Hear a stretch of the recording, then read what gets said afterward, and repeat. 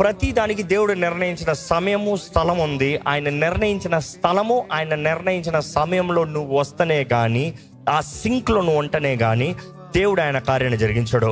అది నిన్ను శ్రమల్లో పెట్టాడేమో, సహించుకో. మనుషులు నీ మీద మాటలు అంటున్నారేమో, సహించుకో. Who has allowed? అనుమతించింది ఎవరో? దేవుడు. దేవుడు అనుమతి లేకుండా ఎవరు నీ మీద మాట అంటానికి లేదు, నువ్వు నిజంగా దేవుని సమర్పించిన వ్యక్తి అయితే.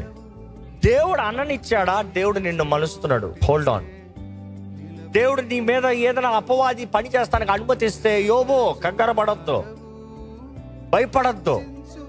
నా అపవాది నిన్ను దాడి చేస్తున్నాడు, దేవుడు మర్చిపోయాడని అర్థం కాదు. దేవుడు అపవాది నీ జీవితంలో కీడు తెస్తానికి ప్రయత్నం చేసినా కూడా దేవుడు ఏం చేస్తాడంట? ఆయన ప్రేమించే వారికి కీడుని సమస్తము సమకూర్చి జరిగిస్తాడంట. నీ జీవితంలో సమస్తము సమకూర్చి జరిగిస్తాడు, కీడుని మేలుగా మారుస్తాడు. God is able to work in your life. Do you believe?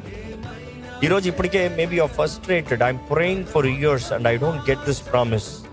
నువ్వు వాగ్దానం చేసావు, ప్రభా ఇంతకాలంగా ఎదురు చూస్తున్నా, ఇంకా జరిగించవే. Hold on. God is still working on you.